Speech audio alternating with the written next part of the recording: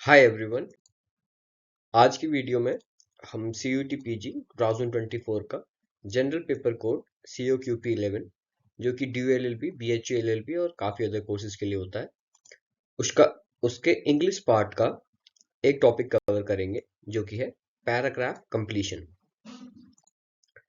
अब ये एक क्वेश्चन मैंने लिया है ताकि आपको आइडिया हो कि पैराग्राफ कंप्लीशन के क्वेश्चंस कैसे पूछे जाते हैं। तो आप लोग इसकी एक रीडिंग कर लीजिए। आई होप आप सबने ये क्वेश्चन पढ़ लिया होगा। अब हम चलते हैं पैराग्राफ कंप्लीशन कैसे सॉल्व करते हैं और किस किस टाइप्स के प्रॉब्लम्स हमको फेस करने को मिलेगी। तो पहले हम देखेंगे कि रूल्स क्या हैं पैराग्राफ कंप्लीशन के। तो रूल नंबर 1 देखते हैं। It is very important to read the sentence in a question carefully.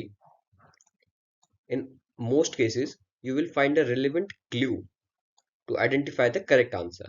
For instance, the grammatical structure of the sentence. Grammatical structure से क्या मतलब है यहाँ पे कि सेंटेंस प्रेजेंट फॉर्म में है, पास्ट फॉर्म में है या फिर फ्यूचर टेंस में बात कर रहा है, उससे आपको एक क्लू मिलेगा कि जो हमारा इसका करेक्ट आंसर होगा वो किस टेंस में है। Grammatical structure of the sentence will determine the grammatical structure of the word, phrase to be put in the blank. In the para completion, the context will facilitate the elimination of the irrelevant options. अब आपको correct answer तो पता चलेगा ही चलेगा, पर वो आपको elimination में भी मदद करेगा। अगर आपको पता है कि कोई सेंटेंस प्रेजेंट फॉर्म में है तो जितने भी ऑप्शंस होंगे उसमें आप ऑटोमेटिकली पास्ट और फ्यूचर टेंस के ऑप्शंस को एलिमिनेट कर सकते हैं जो कि आपको करेक्ट आंसर बताएगा and the selection of the correct one. Rule number 2 देखते हैं। You should keep a close watch on grammar rules and have good command over parts of speech. For instance, if the article an comes before the blank, then it implies the answer must begin with a vowel. अगर आपको grammatical rules पे अच्छी command है, parts of speech पे अच्छी command है, तो आपको बहुत इजी होगा करेक्ट आंसर चूज करना। जैसे कि अगर आपको पता है एन कहीं पे यूज किया गया है किसी सेंटेंस या ब्लैंक से पहले, तो उसके आगे आने वाला चीज एक वोवल ही होगा। Such grammatical rules can be great help in deciding the answer. Rule number 3 देखते हैं। It is necessary to understand the context of the sentence. Context of the sentence से मतलब है कि वो सेंटेंस एक्चुअल में बात किस सेंस में कर रहा है, किस बारे में बात कर रहा है। While reading the sentence and the options given in the question, you must try to determine the tone. Tone क्या होती है? टोन पॉजिटिव हो सकती है, नेगेटिव हो सकती है, क्रिटिकल हो सकती है जो क्रिटिसाइज कर रही हो, ऑप्टिमिस्टिक हो सकती है। तो ये टाइप्स ऑफ टोन है जिससे कि आपको पता चलेगा कि जो क्वेश्चन है वो किस टोन में जा रहा है और उसका आंसर भी वैसे ही फॉलो करेगा।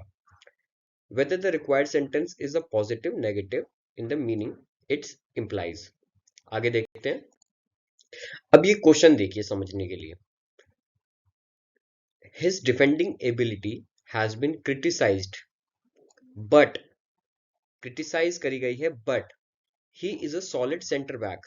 उसकी डिफेंडिंग एबिलिटीज बहुत अच्छी नहीं है, लोगों ने क्रिटिसाइज करा है, लेकिन वो एक सॉलिड सेंटर बैक है एंड इज एक्सीलेंट।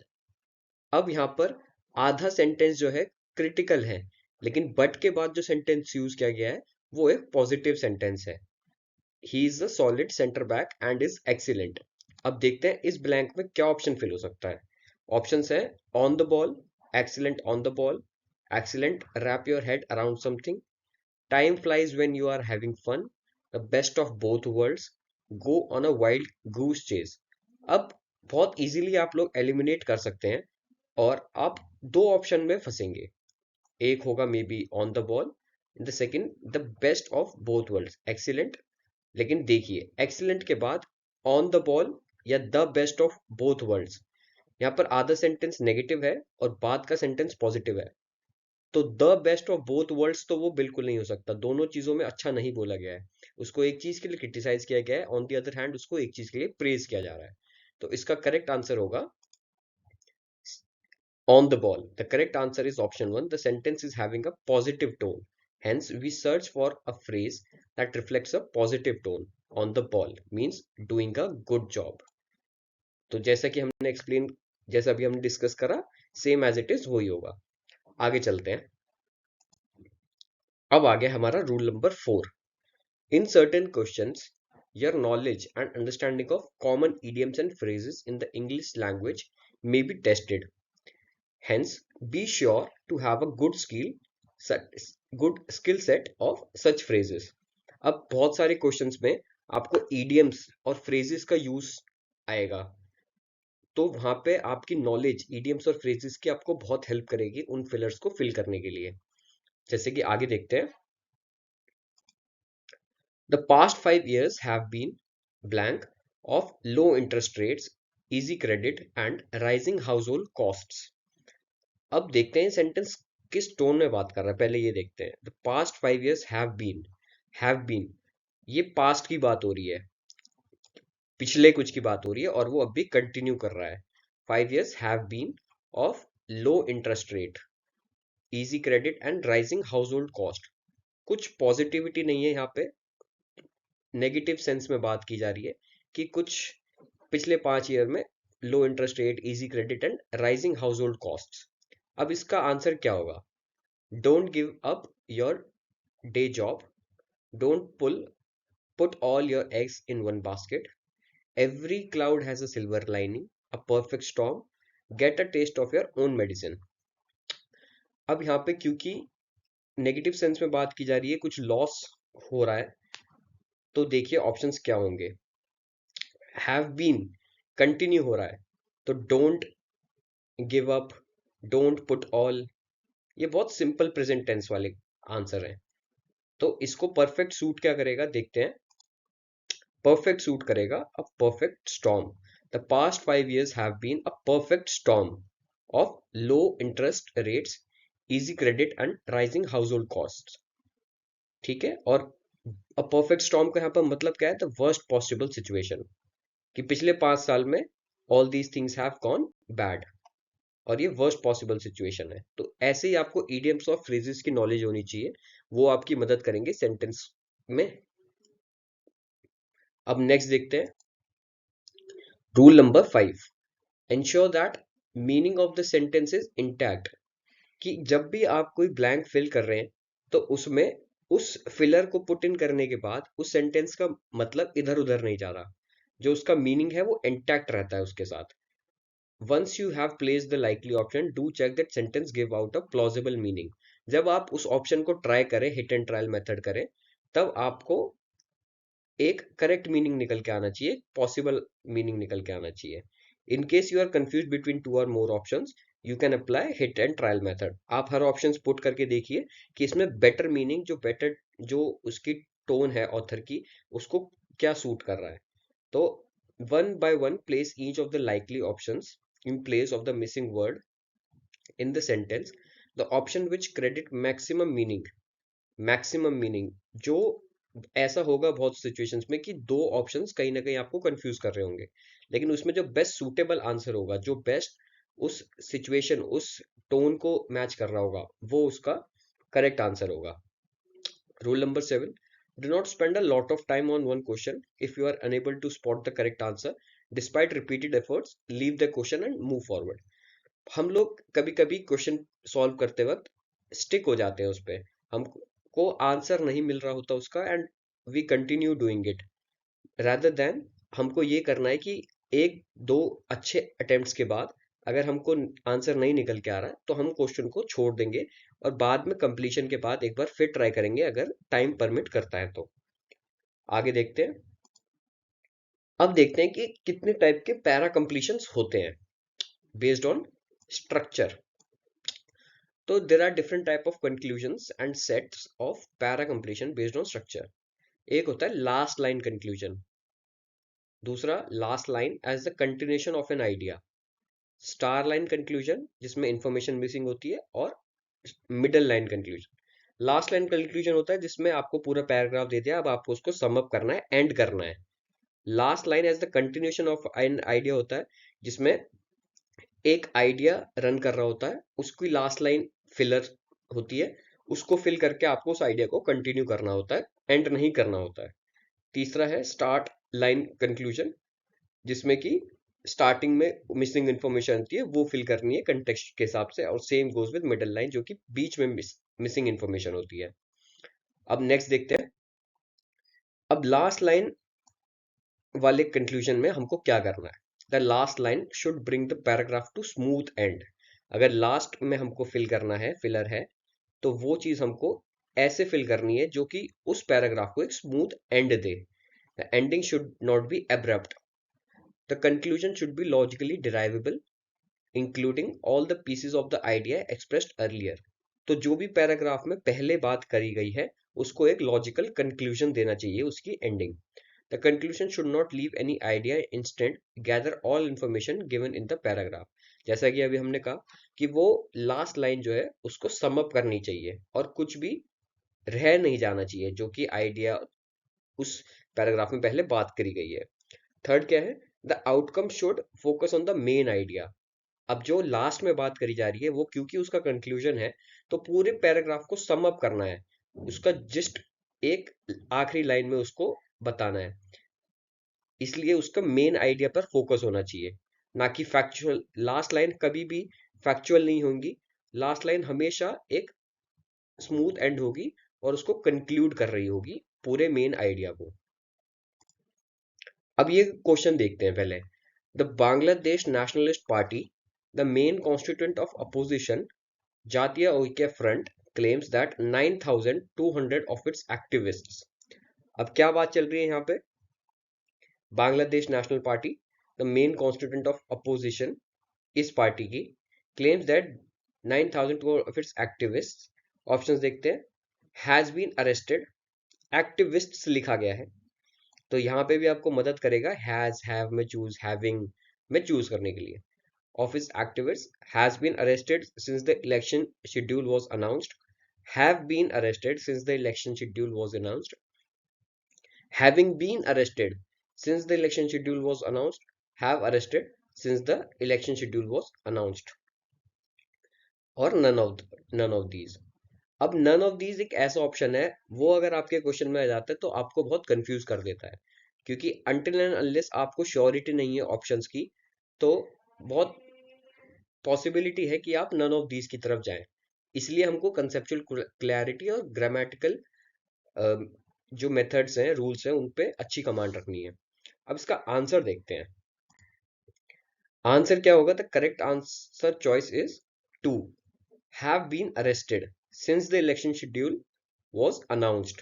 अब हमने हैज को क्यों हटा दिया, एक्टिविस्ट्स की बात करी जा रही थी, तो हैव आएगा इसके साथ। और हैविंग बीन, ये तो पहले की बात हो रही है, तो इसलिए have been arrested since the election schedule was announced इसका करेक्ट आंसर हो जाएगा। अब आगे देखते हैं। अब आता है last line is a continuation of an idea. जब लास्ट लाइन उसको सम अप नहीं कर रही है, कंक्लूड नहीं कर रही है, बल्कि आगे कंटिन्यू करती है उस आइडिया को, तो अब हमको क्या चीजें ध्यान में रखनी है। The line must not have any element, have any new element, कि जब आप उस आइडिया को कंटिन्यू कर रहे हैं तो आपको कुछ नया एड ऑन नहीं करना है, आपको जो प्रीवियस जो आइडिया रन कर रहा है उसी को कंटिन्यू करना है। The structure and order should be very similar to the preceding ideas, जो कि अभी हमने कहा। It should have a very smooth transition from the preceding ideas without conflicting them. हमको आइडिया कंटिन्यू करना है with a very smooth transition, और हमको जो पिछले पहले पैराग्राफ में अब तक बात की गई है उसको कॉन्ट्राडिक्ट नहीं करना है, उससे कंफ्लिक्टिंग आइडियाज नहीं प्रेजेंट करने हैं, वो उसी का एक स्मूथ फर्दर कंटिन्यूएशन होना चाहिए। अब इस क्वेश्चन में देखिए, the political steps taken in Kashmir indicate a willingness to take courageous decisions. क्या बोला जा रहा है कि कश्मीर में लिए जाने वाले पॉलिटिकल डिसीजंस जो हैं indicate a willingness to take courageous decisions. अब इसके ऑप्शंस पढ़ते हैं। that would that would providing equal opportunity for all, which provides equality of opportunity among all, that provided equality of opportunity for all, which provide equality of opportunity for all. अब इसका correct answer देखते हैं पहले। इसका correct answer क्या है यहाँ पर? Which provide equality of opportunity for all. Which provide equality of. अब यहाँ पर बाकी ऑप्शंस हमने एलिमिनेट क्यों करें देखते हैं। दैट वुड प्रोवाइडिंग, डिसीजंस लिए जा चुके हैं और वो इंडिकेट कर रहा है करेजियस डिसीजंस को। तो कहीं ना कहीं डिसीजंस जो पास्ट में लिए गए हैं उनकी बात कर रही जा रही है। तो प्रोवाइडिंग इक्वल अपॉर्चुनिटी, ये फ्यूचर की बात हो रही है। Which provides equality of opportunity और विच प्रोवाइड एंड प्रोवाइड्स में फर्क देखिए। That provided equality of opportunity, अब ये बात अभी भी कंटिन्यू हो रही है, इसलिए यहाँ पर which provide equality of opportunity for all का यूज किया गया है। अब नेक्स्ट देखते हैं। If the middle line is missing the information then, अगर बीच में मिसिंग है तो क्या होगा। Should be a preceding of the continued information, should either support or contradict the continued information or idea depending on the context। अब middle में कोई चीज जब मिसिंग होगी तो हमको ध्यान रखना है कि वो जो पहले की इंफॉर्मेशन है उसको प्रिसीड कर रही हो। अब मिडल वाले में या तो वो उसको सपोर्ट कर सकती है या कंट्रडिक्ट कर सकती है, लेकिन हमको बाद सेंटेंस जहां पर ब्लैंक है उसके बाद वाला सेंटेंस भी पढ़ के देखना है कि सेंटेंस कंटिन्यू हो रहा है या फिर वो कॉन्ट्रडिक्ट कर रहा है। अगर बाद की चीज कॉन्ट्रडिक्ट कर रही है तो मिडल पार्ट कुछ ऐसा होगा जो उसको कॉन्ट्रडिक्टिंग दिखाएगा आगे, और सपोर्ट कर रहा है बाद में तो वो सपोर्टिंग दिखाएगा। Should have nothing new but continued information. अब आगे देखते हैं। इसका ऑप्शन देखिए। The government must urgently blank improving the quality of expenditure. Government को अर्जेंटली डैश इंप्रूव करनी चाहिए क्वालिटी ऑफ एक्सपेंडिचर। क्या है? Shifted focus by increasing tax rates for shifts focus towards the increasing tax rates to shifting focus on increasing tax rates into shift focus from increasing rates to। इसका सही answer देखते हैं। सही answer होगा shift focus from increasing tax rates to shifts focus from increasing tax rates to। अब fill करके देखते हैं। The government must urgently shift focus from increasing tax rates to improving. Improving increasing ये हमेशा कंटिन्यूड सेंस में रहेगा। Shifted past form में हो गया, इसको एकदम एलिमिनेट कर दीजिए।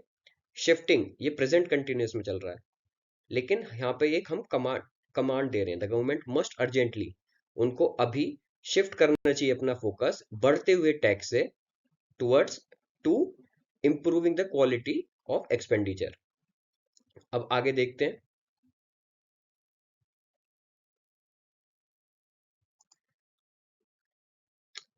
Below a paragraph is given followed by four sentences A, B, C and D. Identify the sentences can be the first sentence of the paragraph to make the paragraph complete and coherent। अब यहाँ पर starting में blank है। अब आगे के sentence एक बार पढ़ते हैं। This commonly involves a belief in which is a group of individuals who invert the norms of their society and seek to harm their community, for instance by engaging in incest, murder and cannibalism। Allegations of witchcraft may have different causes and severe different functions with the society, for instance they may serve to uphold social norms। अब ये सारे options आप एक बार पढ़ लीजिए video pause करके और try करिए इसको अटेम्प्ट करने का। आई होप आपने ये अटेम्प्ट कर लिया होगा। अब इसका करेक्ट आंसर देखते हैं। तो इसका करेक्ट आंसर होगा ए। इसको फिल करके देखते हैं और देखते हैं क्या ये फिट इन करता है। Historical and anthropological research suggest that nearly all societies have developed the idea of a sinister and anti-human force that can hide itself within society। This commonly involves, अब देखते हैं कि क्या ये आगे का कंटिन्यूड पार्ट जो है इसको सेटिस्फाई कर रहा है। This commonly involves a belief in witches, a group of individuals who invert the norms of their society। यहाँ पे भी सोसाइटी की बात करी जा रही थी और आगे भी कंटिन्यूड फॉर्म भी दिस कॉमनली इन्वॉल्व्स। तो एक बड़ा ग्रुप है जिसमें बाद में विचेस के बारे में बात करी गई है। अब अगर बाकी ऑप्शंस आप देखें तो कोई भी एज अ इंट्रोडक्टरी पार्ट नहीं लग रहा है। फर्स्ट ऑप्शन जो है सबसे बेस्ट इंट्रोडक्शन है इसके फॉलोइंग पैराग्राफ का। This mentioned in the second sentence refers to the idea of sinister and anti-human force mentioned in A. Hence, the correct answer is option A. तो first जो अगर blank होगा तो आपको कोशिश करनी है कि वो बाकी के जो पैराग्राफ है उसका एक इंट्रोडक्शन हो। ठीक है, आगे देखते हैं। It's about creating a stronger connection between the brain and body and how they work together, says Professor Ted Kapchuk of Harvard-affiliated Beth Israel of Medical Center, whose research focuses on the placebo effect. Placebo won't lower your cholesterol or shrink a tumor. अब यहाँ पर एक professor हैं जिनकी research के बारे में बात की जा रही है। उनकी रिसर्च किस पे फोकस्ड है? प्लेसिबो इफेक्ट पे। अब वो प्लेसिबोस के बारे में क्या कहते हैं? प्लेसिबोस वोंट लोअर योर कोलेस्ट्रॉल, वो आपका कोलेस्ट्रॉल कम नहीं करेगा और ना ही आपका ट्यूमर को श्रिंक करेगा। अब इसके आगे का सेंटेंस कैसा होना चाहिए? आप लोग बाकी के सारे ऑप्शंस पढ़िए एक बार वीडियो पॉज करके और ट्राई करिए इसका आंसर ढूंढने की। आई होप आप सभी ने ये अटेम्प्ट करा होगा और कोशिश करी होगी इसका करेक्ट आंसर ढूंढने की। अब देखते हैं इसका करेक्ट आंसर होगा क्या। इसका करेक्ट आंसर होगा option 4, placebos won't lower your cholesterol और श्रिंक अ ट्यूमर। अब इसके बाद एक बार बाकी सारे ऑप्शंस फिट इन करके ट्राई करते हैं कि क्या वो सूट करेंगे। Placebos won't lower your cholesterol और shrink a tumour for a year, placebo effect was considered a sign of failure. अब यहाँ पर एक तरफ उसके इफेक्ट्स की बात करी जा रही है प्लेसिबो के, और यहाँ पर एक जनरल सी इंफॉर्मेशन दे दी गई है उसके फेलियर के बारे में। तो ये तो बिल्कुल मैच नहीं होगा, तो इसको हम एलिमिनेट कर देते हैं। बाकी देखते हैं। This way the research can measure if the drug works by comparing how both group reacts. अब both group between the brain and body की पहले बात करी गई है, इसको ये फॉलो करेगा। Placebos won't lower your cholesterol or shrink a tumor.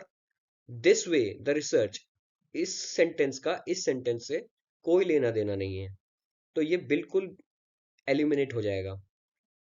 All this can have a profound impact on how the body perceives symptoms because you feel you are getting attention and care. अगर आपने पूरा paragraph ढंग से पढ़ा है तो आप इसको भी अच्छे से एलिमिनेट कर सकते हैं, क्योंकि all this can have a profound impact, अब ये all this क्या है इसका कुछ नहीं कह सकते। अब फोर्थ एक बार फिट इन करके देखते हैं। Placebos won't lower cholesterol or shrink a tumor. Instead, they work on symptoms modulated by the brain, like the perception of pain.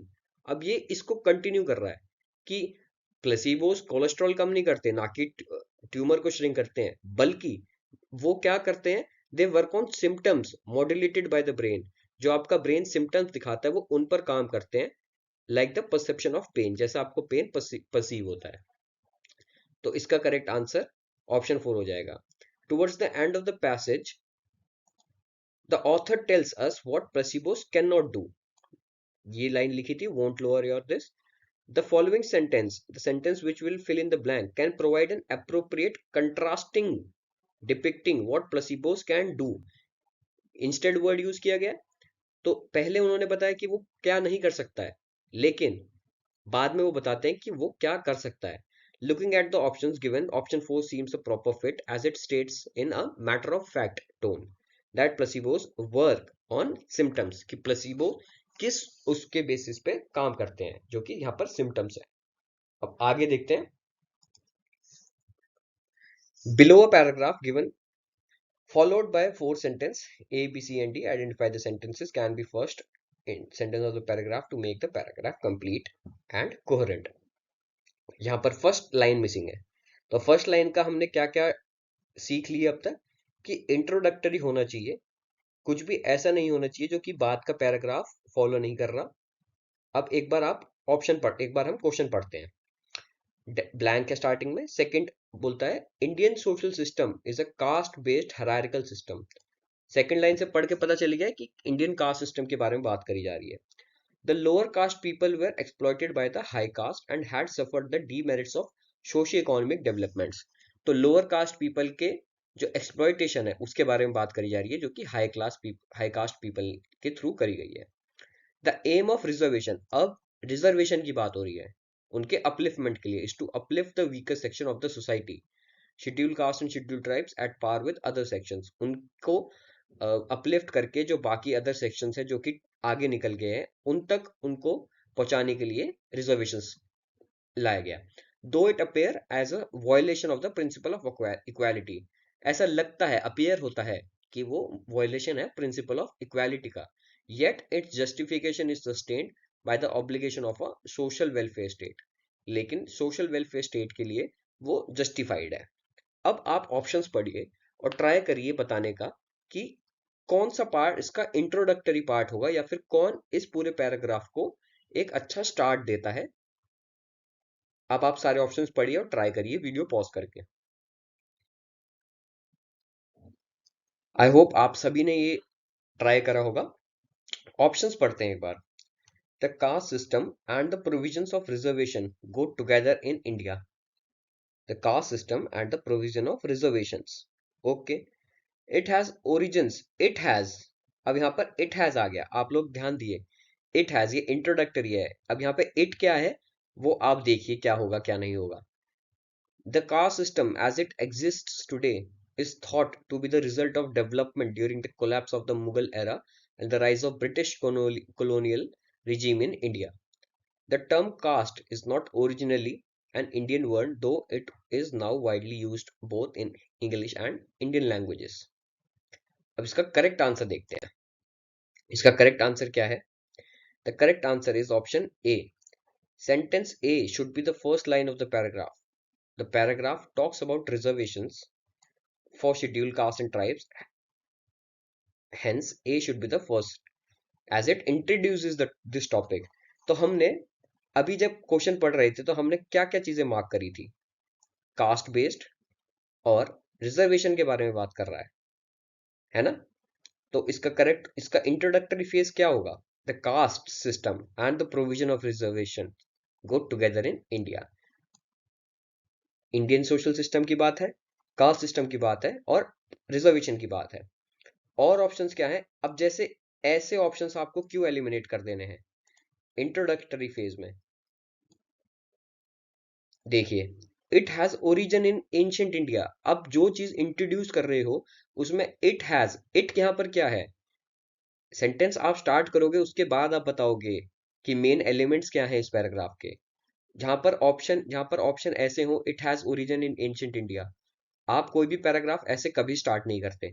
तो ऐसे ऑप्शंस बड़े ही इजीली आप एलिमिनेट कर सकते हैं जिसमें पैराग्राफ के स्टार्टिंग में ही ऐसे वर्ड यूज करे हो जो कि कोई सेंस नहीं देते main element of the paragraph की। The caste system, the caste, ये ऑप्शंस आपको रीड करने चाहिए।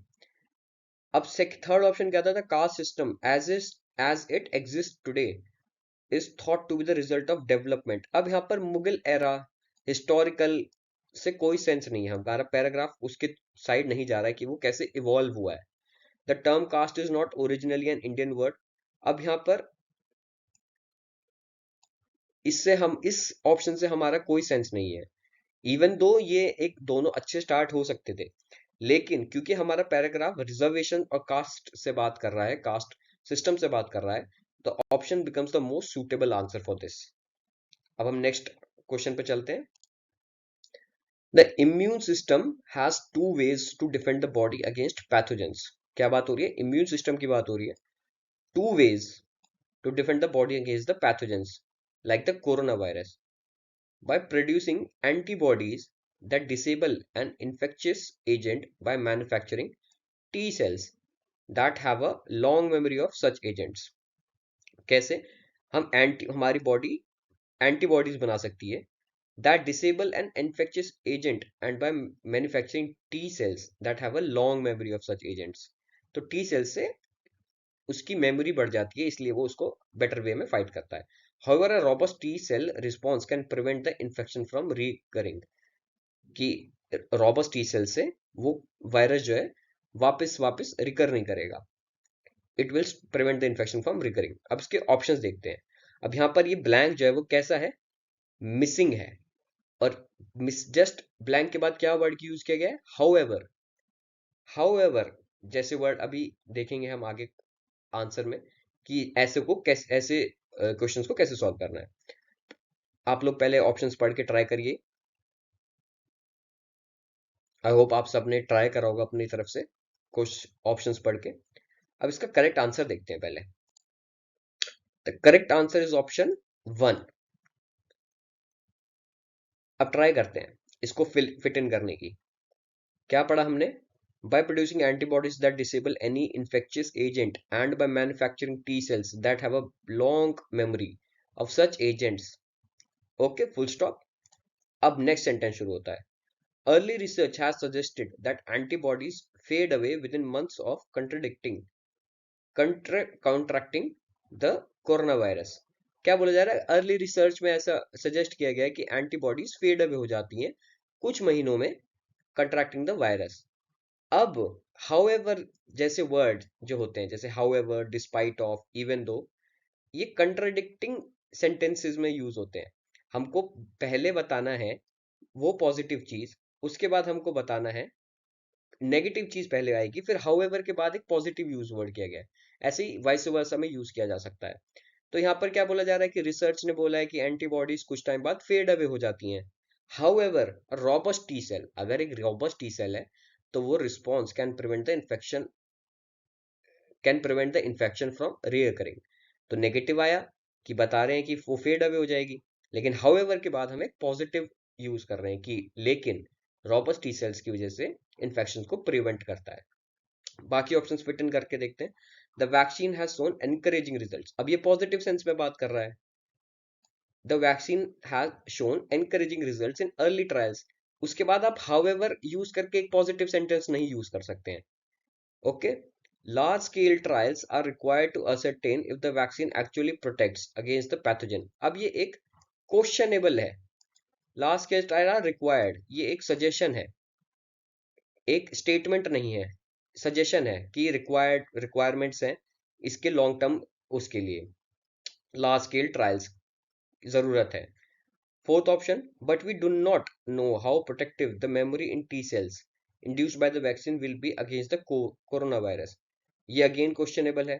उनको ये we do not know how protective the memory of in T cells induced, और अगली स्टेटमेंट जो है वो एक प्रूवन फैक्ट है। The Oxford AstraZeneca vaccine is designed to trigger both kinds of reactions. ये भी हमारे लिए यूजलेस है। तो इसमें बेस्ट जो यूज हो रहा है, ऐसे क्वेश्चंस में हमको देखना है कि ब्लैंक के जस्ट बाद कैसे वर्ड्स यूज हो रहे हैं। The sentence however a robust T cell response response can prevent the infection from recurring indicates that the required sentence must be contradicting this sentence, as words like however, despite of, even though refer to something that is contradicting to what is said previously। जो पहले गया है कि कहा गया है वो उसको कॉन्ट्रडिक्ट करना चाहिए। अगर या तो पहले पॉजिटिव सेंटेंस होगा तो हाउएवर के बाद नेगेटिव आएगा, अगर स्टार्टिंग में नेगेटिव होगा तो हाउएवर के बाद एक पॉजिटिव आएगा। Option 2 and 3 are irrelevant as there is no mention of any vaccine। आप ऐसे इनको एलिमिनेट कर सकते हैं, वैक्सीन का कोई जिक्र नहीं किया गया है सो फार इस पैराग्राफ में। Same goes with this. Option 5 is a conclusion which does not fit in the paragraph as the second way for the body to defend is not yet mentioned। Right, ये अगेन एक vaccine की बात कर रहा है, trigger both kinds of reaction. ऐसे option जिसमें passage से एकदम साइडलाइन हो जाते हैं उनको आप तुरंत एलिमिनेट कर दीजिए। Also, option 4 refers to the T cells but with the reference to the vaccine which is incorrect। बात तो 4 जो है वो T cells की कर रहा है, लेकिन to the vaccine which is incorrect। यहाँ पर हमने however का यूज देखा कि वो पॉजिटिव और नेगेटिव सेंस के लिए किया जाता है। नेक्स्ट देखते हैं। It is no rocket science that their breathing capacity Compromised by the viral attack, COVID patients are particularly vulnerable to any accident that affects their oxygen intake. Blank. Some, आपको ये भी ध्यान देना है, यहाँ पर फुल स्टॉप है, उसके बाद ब्लैंक है, ये इसको कंटिन्यू कर रहा है, यहाँ से एक न्यू सेंटेंस शुरू होगा. Blank. Some countries have issued fire safety guidelines in the aftermath of the pandemic. So it is no rocket science that their breathing capacity compromised by the viral attack. COVID patients are particularly vulnerable to any incident that affects their oxygen intake. क्योंकि उनकी breathing capacity impact होती है Covid में, तो उनका Covid patients का जो breathe, जैसे कुछ भी ऐसा इंसिडेंट होगा जिसमें उनके ऑक्सीजन इनटेक हैम्पर होता है, कम हो जाती है, तो उनको तुरंत असर पड़ेगा.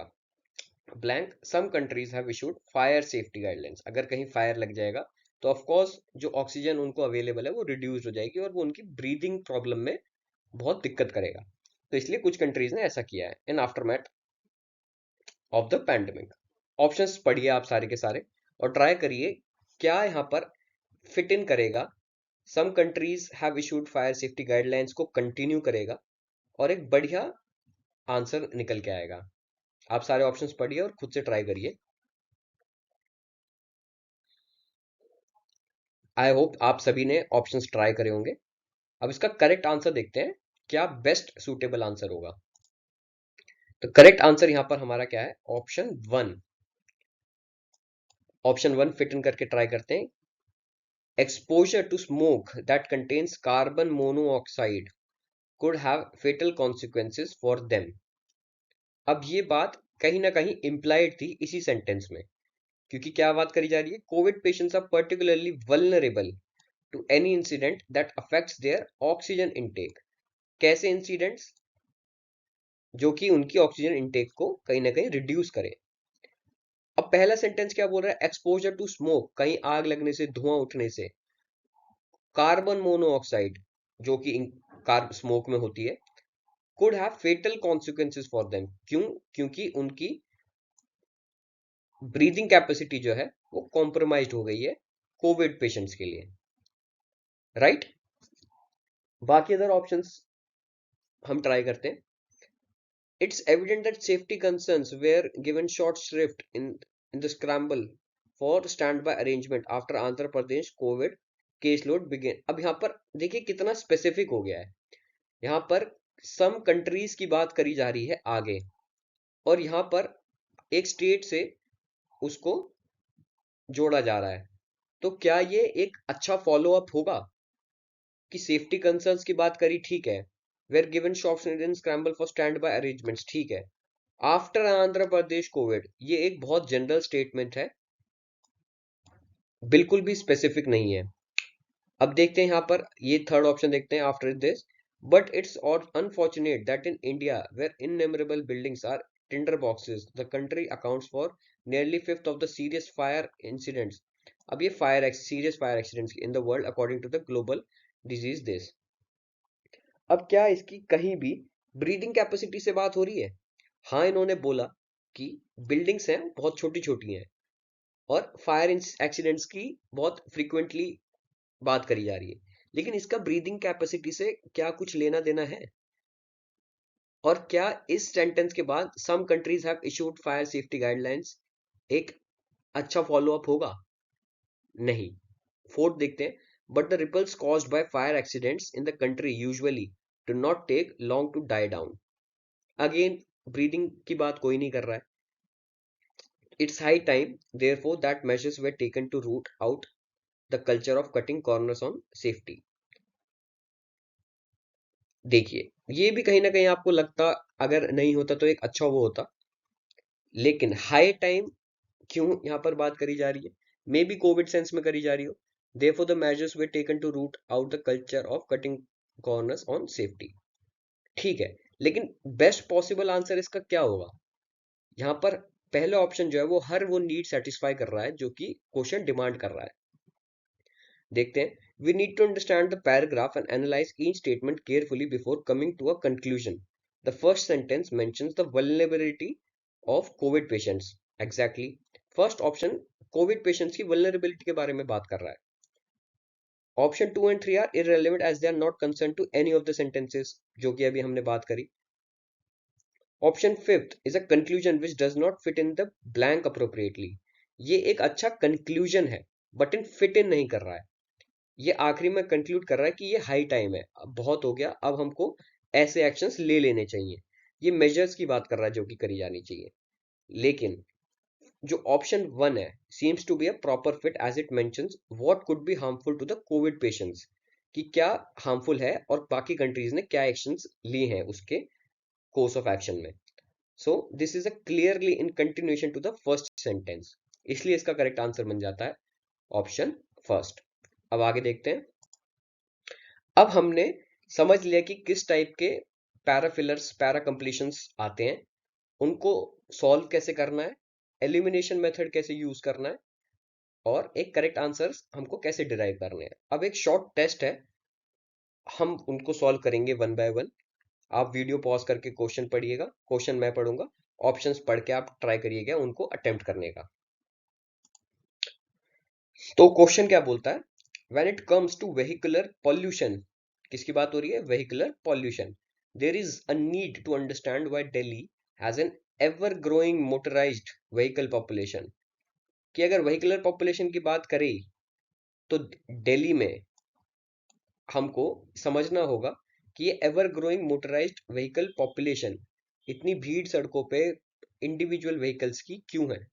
Efficient mobility is an essential for smooth functioning city.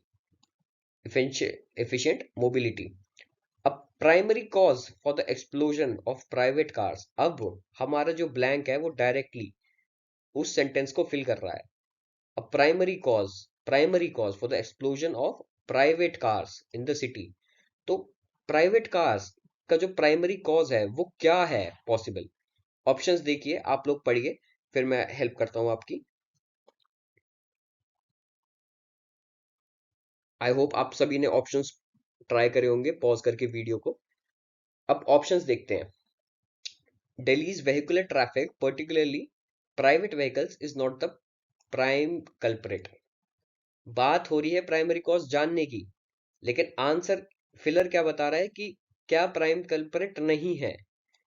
ठीक है, इसको आप क्लियरली एलिमिनेट कर दीजिए। नेक्स्ट देखते हैं, higher number of trips by autos taxis and a large presence of two wheelers. ठीक है, प्राइमरी कॉज ये बता रहा है कि जो number of trips by autos है और taxis and a large presence of two vehicle, जो टू व्हीलर्स हैं उनसे इतना ट्रैफिक है। थर्ड ऑप्शन देखते हैं, absence of a properly functioning predictable integrated public transport system with efficient last mile connectivity. अब ये ऑप्शन देखिए, ये सुनने में काफी सही साउंड कर रहा है कि प्रॉपर फंक्शनिंग नहीं है, predictable integrated public transport system नहीं है, पब्लिक ट्रांसपोर्ट सिस्टम नहीं है, इसीलिए हर इंसान को अपना इंडिविजुअल व्हीकल लेके जाना पड़ता है, जो कि रिजल्ट करता है वेहिकुलर पॉल्यूशन में और बहुत ट्रैफिक में। लास्ट माइल कनेक्टिविटी नहीं है, क्योंकि घर से घर तक इंसान को पब्लिक ट्रांसपोर्ट की फैसिलिटी अवेलेबल नहीं है, इसलिए वो अपनी कार अपना व्हीकल लेके निकलता है, जो कि फिर बाद में बहुत व्हीकुलर पॉल्यूशन में रिजल्ट करता है। डी ऑप्शन देखते हैं, a feeder system integrating the different forms of public transport, synchronised road management system and improved pedestrian facilities. ठीक है, हाई फाइन्स अ हाइपर, अब यहाँ पर कोर्स ऑफ एक्शन की बात हो रही है कि क्या होना चाहिए। High fines a hyper vigilant police force and the short period of enforcement. ये कोर्स ऑफ एक्शन की बात कर रहा है, लेकिन हमारा पर्पस क्या है, अब प्राइमरी कॉज को जानना कि वजह क्या है उसकी, जिस वजह से प्राइवेट कार्स का एक्सप्लोजन होता है स्ट्रीट्स पर। ठीक है, अब कहीं ना कहीं इसका आंसर हमको इजीली हम निकाल सकते हैं कि ऑप्शन सी इसका करेक्ट आंसर है। A primary cause for the explosion of private cars in the city is the absence of properly functioning, predictable integrated public transport system with efficient last mile connectivity। उसका primary cause ये है क्योंकि absence है इन सारी चीजों की, जिस वजह से आपको ये देखने को मिलता है explosion of private cars. Next देखते हैं, smiling a lot is a valued trait People who often smile sincerely radiate likability, connect easily with others, and are appreciated more. By smiling, you make a positive impression that will assist in making contacts and reaching your goals. क्या बात हो रही है? Smiling जो है एक valued trait है. People जो ऑफन स्माइल करते हैं sincerely radiate likeability, connect easily, अच्छे से घुल मिल जाते हैं, और they appreciate more. By smiling, you make a positive impression that will assist in making contacts and reaching your goals. अब लास्ट सेंटेंस पे फोकस करें, किस दिशा में बात कर रहा है. एक पॉजिटिव इंप्रेशन जमाता है आपका, जो आपको असिस्ट करता है अच्छे कॉन्टैक्ट्स बनाने में और आपके गोल्स को अचीव करने में. अब ऑप्शंस आप पढ़िए वीडियो पॉज करके और कोशिश करिए इसका सही आंसर निकालने की. आई होप आप सभी ने क्वेश्चन पढ़ा और उसके ऑप्शंस पढ़ के ट्राई करा सही आंसर निकालने का. अब इसका करेक्ट आंसर एक बार हम पहले ऑप्शंस पढ़ते हैं. Will assist in making contacts and reaching your goals, but if you make it second nature to smile easily in different situations, it won't take that much efforts to smile disarmingly when the tension rises sometime. क्या ये इसको continue कर रहा है? But if, क्या यहाँ पर but if की नेसेसिटी थी? देखते हैं, बाकी ऑप्शंस पढ़ते हैं. And many managers have possibly lost the deal of their dreams because they couldn't smile spontaneously. Making contacts and reaching your goals, and many managers. क्या ये कंटिन्यू कर रहा है? देखते हैं, नेक्स्ट ऑप्शन देखते हैं. In making contacts and reaching your goals, that's why we perhaps do not always dare to smile. ये तो dare to smile की बात कर रहा है. डी ऑप्शन देखते हैं. Moreover, smiling makes you feel good. However, not all smiles are created equal, and it is not a good idea to smile in every situation. अब इसका करेक्ट आंसर देखते हैं क्या होगा. बहुत इजी बनता है ये. देखिए, बट इफ यहां पर पॉजिटिव सेंस में बात हो रही है. एक सेंटेंस अच्छा फॉलो अप, जब bye smiling you make a positive impression that will assist in making contacts and reaching your goals. But if you, क्या यहाँ पर ऐसे सेंटेंस को आप, मैंने पहले ही बोला है, इजीली एलिमिनेट कर सकते हैं. But you make it second nature, यहाँ पूरा पैराग्राफ ही स्माइलिंग के ऊपर है. But if you make it second nature to smile easily in different situations, ये एक अच्छा फॉलो अप नहीं है. एंड मैनी मैनेजर्स, अब मैनेजर्स के इम्पैक्ट पे इसकी कोई बात नहीं हो रही है. आप इस ऑप्शन को भी एलिमिनेट कर सकते हैं. Reaching your goals, that's why we perhaps do not always dare to smile. Dare to smile, यहाँ पूरा पैराग्राफ ही स्माइलिंग के ऊपर है, उसकी गुडनेस के ऊपर है.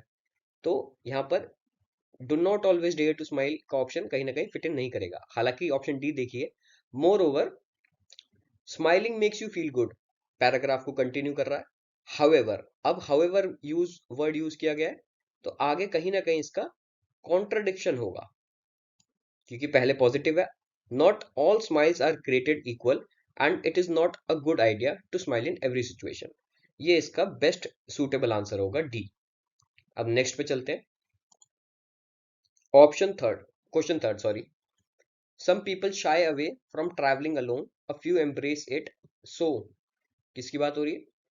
Some people shy away from travelling alone, अकेले ट्रैवल करने से शाई फील करते हैं. कुछ लोगों को वो सबसे बेस्ट लगता है, they embrace it. So, what is it that makes it an attractive option? Question mark. What are the advantages of going it alone?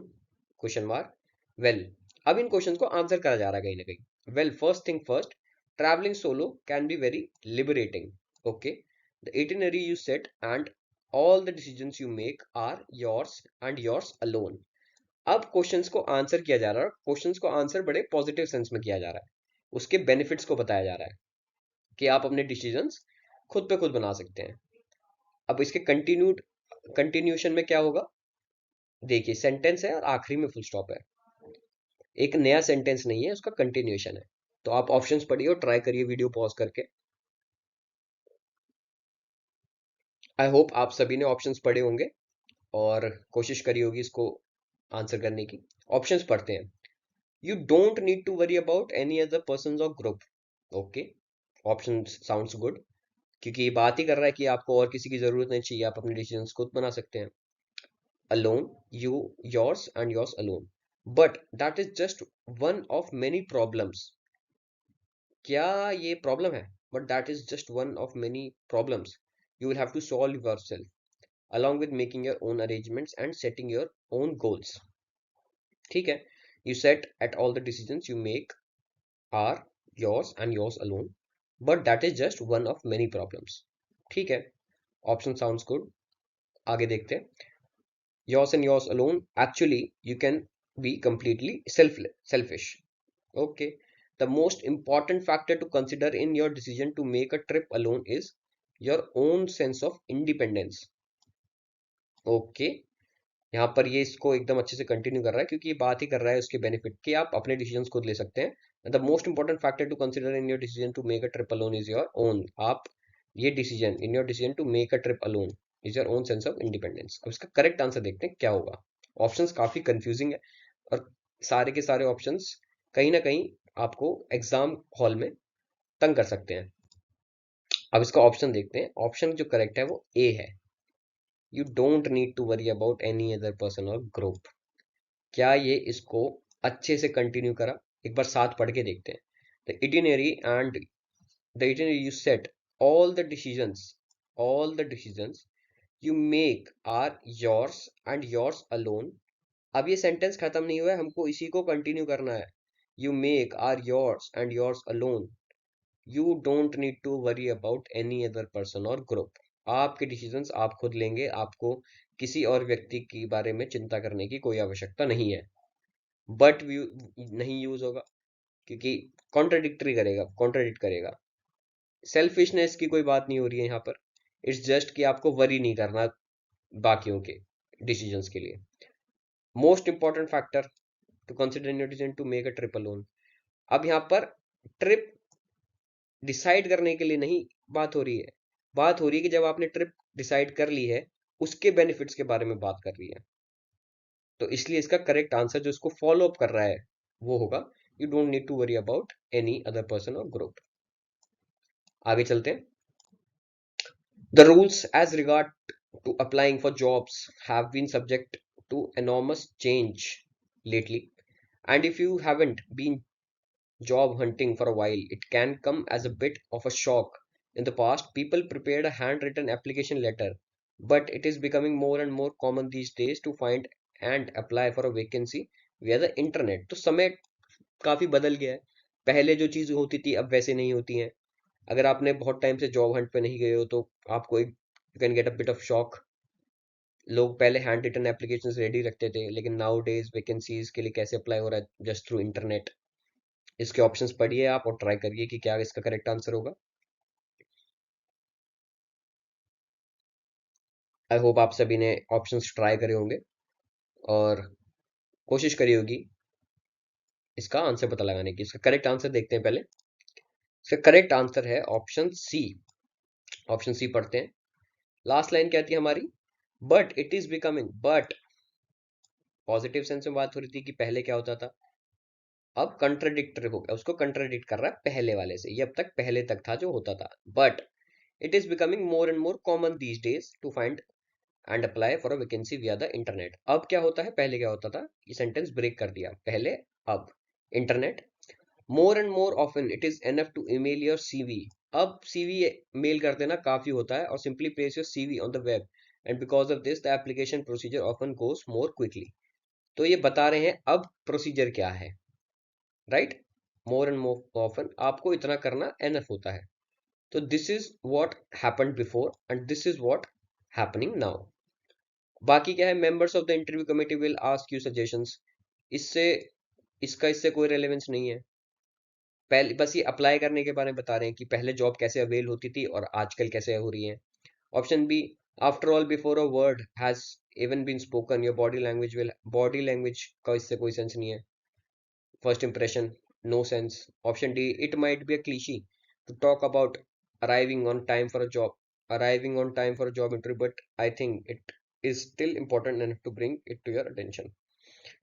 तो इसका तो बहुत इजी आंसर है. ऑप्शन सी एकदम बेस्ट सूट कर रहा है. वो बता रहा है कि इंटरनेट के थ्रू आप कैसे अवेल कर सकते हो जॉब्स. तो इसका करेक्ट आंसर ऑप्शन सी होगा. नेक्स्ट चलते हैं. Mosquitoes feed on the blood of various kinds of hosts. Feed on the blood host mainly vertebrates, mainly mammals, however some mosquitoes, however, इन सब चीजों पे ही आपको नोटिस करना है। सेंटेंस ये बात कर रहा था, हाउएवर, अब वो कुछ और बात करेगा। सम मॉस्किटोज, लेकिन कुछ एक्सेप्शन बता रहा है, कॉन्ट्राडिक्ट कर रहा है। सम मॉस्किटोज ऑल्सो अटैक, ऑल्सो ये तो इसमें इंक्लूडेड है ही, लेकिन इसमें कुछ एडिशनल पार्ट है, वो क्या है, attacks invertebrates, birds, reptiles, amphibians, and even some kind of fish. Although the loss of blood is seldom of any importance to the victim. Okay. हालांकि इतना ब्लड लॉस नहीं होता है विक्टिम को, लेकिन ये बता रहा है कि कुछ जो मॉस्किटोज है वो किनको टारगेट करते हैं, और कुछ अलग मॉस्किटोज जो हैं वो इन सब चीजों को भी टारगेट करते हैं as a as their for feeding their blood, feed on their blood. तो ऑप्शंस आप पढ़िए एक बार, A B C D E, pause करके और ट्राई करिए। आई होप आप सभी ने ऑप्शंस ट्राई करे होंगे। ऑप्शन पढ़ते हैं। The saliva of the mosquito often causes a nasty irritation that we call a bite. ये बात कर रहा है कि उसके सलाइवा के बारे में, ठीक है। In their defence mosquito don't really know what they are doing. Okay. Many species of mosquito act as a vector of diseases, ठीक है, many species. So following are post on Zika virus. क्या Zika virus की कहीं बात हो रही थी? अब इसका करेक्ट ऑप्शन देखते हैं जरा, क्या बात हो रही है। ऑप्शन ए है, the saliva of the mosquito often causes a nasty irritation that we call a bite. ठीक है, मॉस्किटो के बाइट के बारे में ही बात हो रही थी। इसका करेक्ट ऑप्शन क्या हो जाएगा? A. In their defence mosquito don't really know what they are doing. Okay, many species of mosquito act as a vector of diseases, although the loss of blood is seldom of any importance to the victim. देखिए, अब सबसे important part बस ये last line है कि हालांकि जो blood वो लेते हैं उसके विक्टिम से, वो तो कुछ खास नहीं होता, और it is of no it of any importance to the victim, but the saliva of the mosquito often causes a nasty irritation, काफी बुरी तरह उसको इरिटेट करता है, जिसको हम बाइट बोलते हैं। कि इवन दो ब्लड लॉस तो ज्यादा नहीं हुआ, ब्लड तो वो बहुत ज्यादा नहीं ले गए, लेकिन जो उसकी बाइट से इरिटेशन होती है वो बहुत नेस्टी होती है। ओके, इसका करेक्ट आंसर ऑप्शन ए हो गया। नेक्स्ट देखते हैं। India's drive to encourage the use of efficient LED light bulbs has till now been restricted, for the most part, to households. India's drive to encourage the use of efficient LED light bulbs has till now been restricted, for most part, to households. The government leveraged its buying powers to make LEDs available at discounted price. Okay. Lightning takes up about 15% of the total power consumption. कि lightning से जो lighting है takes up 15% total power consumption का। Options पढ़िए और try करिए इसका सही आंसर निकालने की। आई होप आप सभी ने ट्राई करा होगा। इसके ऑप्शंस देखते हैं, इसका करेक्ट आंसर देखते हैं क्या फिट इन करेगा इसमें। Option D is the correct. किस बारे में बात हो रही है लास्ट सेंटेंस में? लाइटिंग के बारे में बात हो रही है और उसके पावर कंजप्शन के बारे में बात हो रही है। अब आगे देखते हैं। That can be reduced about 2% if LEDs are adopted across the board. Power consumption की क्या बाकी ऑप्शंस बात कर रहे हैं? Much of India's infrastructure is yet to be built, कोई सेंस नहीं है। सच अ बिजनेस मॉडल, यहाँ पर ये ड्राइव है India to encourage use of efficient LED light. तो ये बिजनेस मॉडल के बारे में पैराग्राफ शायद बात नहीं कर रहा है। Would also align with broader goals to improving energy efficiency, ठीक है। A cost effective pathway for this growing segment to transition to LEDs make smart business and economic sense. Power consumption के बारे में जो सबसे बेस्ट इसको follow up कर रहा है वो है lighting takes up about 15% of the total power consumption, full stop. That can be reduced about 2% if LEDs are adopted across the board. तो पावर कंजम्पशन डिक्रीज हो जाएगा अगर हम एलईडीज के यूसेज करें। ओके, नेक्स्ट आंसर देखते हैं। The state bank of India SBI move to reintroduce penalty on depositors who do not maintain a minimum balance in saving account in short sighted। तो उन पर पेनल्टी लगेगी जो अपना मिनिमम बैलेंस मेंटेन नहीं करते हैं इन सेविंग अकाउंट्स।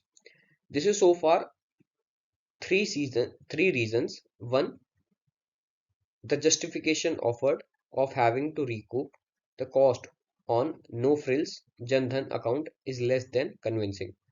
टू, अब टू के बाद कॉमा दिया गया है तो हमको रीजंस कंटिन्यू हो रहे हैं, पहला बता दिया गया है, सेकंड हमको बताना है। तो सेकंड ऑप्शन क्या होगा, आप ऑप्शंस पढ़िए और निकालिए कि क्या रीजन हो सकता है इस कोर्स ऑफ एक्शन के पीछे। आई होप आप सभी ने वीडियो देखी, ऑप्शंस पढ़े होंगे और करेक्ट आंसर ढूंढने की कोशिश करी होगी। इसका करेक्ट आंसर है ऑप्शन बी। ऑप्शन बी पढ़ते हैं।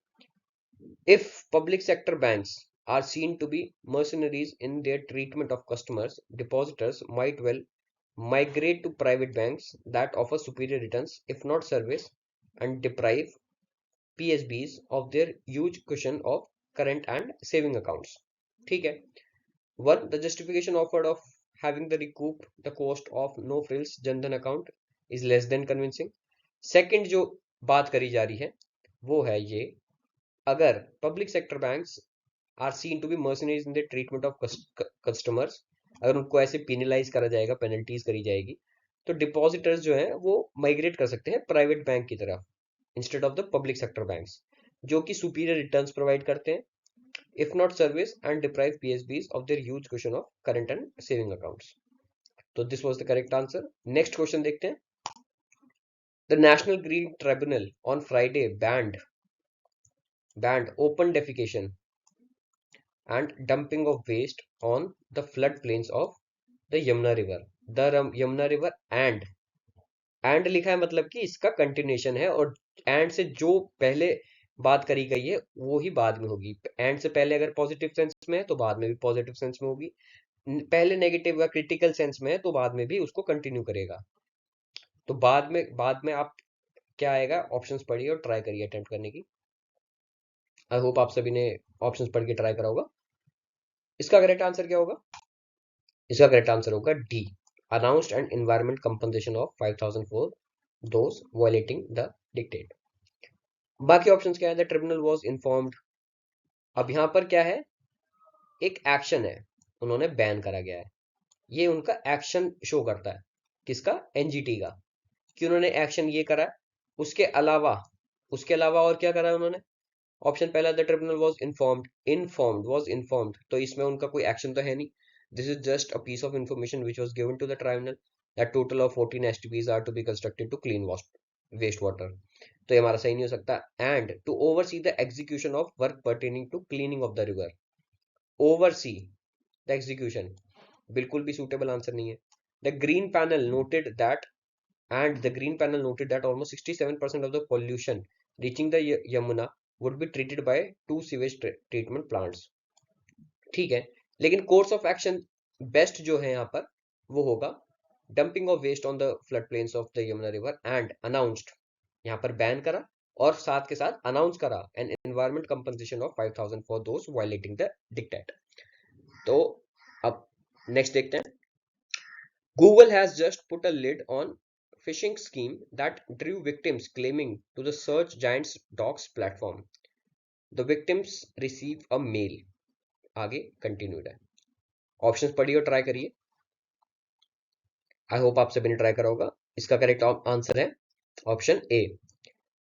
The victim received a mail saying a contract had shared a Google Doc, and when they opened the link, they were taken to a Google Docs page where a service called Google Docs requested access to their email login।